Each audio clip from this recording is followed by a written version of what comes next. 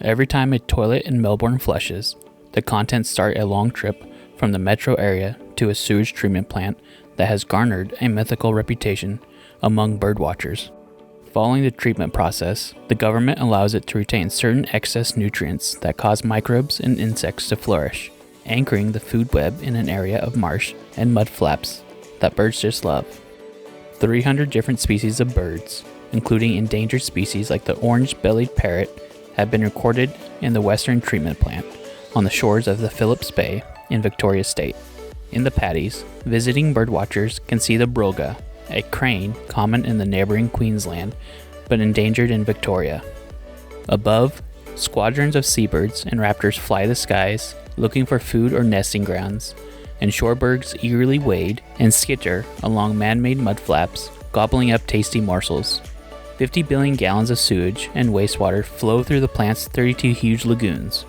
Some are anaerobic or oxygen-deprived treatment lagoons where harmful bacteria are expunged and beneficial bacteria, which break down the sewage matter, are cultivated.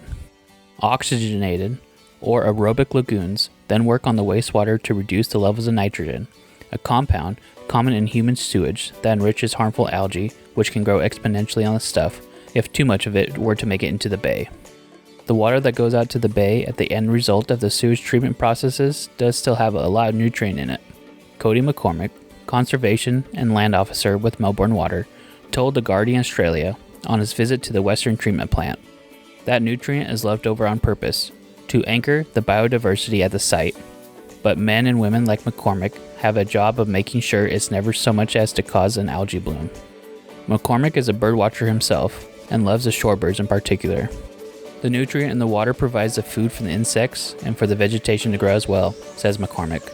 It's one of the most annoying things in my role, where I'm lowering those ponds to create these beautiful mud flaps for shorebirds. But as soon as you expose the mud, there's so much nutrient in the water that all the vegetation grows up. Birdwatchers can apply for access to a gate key on the active industrial site, and a few are given out to the community of Melbourne birdwatchers. A short flight over to Flickr and a search for Western Treatment Plant reveals the wealth of species these birders enjoy seeing and photographing.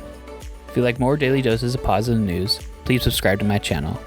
Please also like and leave a comment, as this really helps the channel grow. Links to the article in this news story can be found in the description of this episode. Thank you for watching.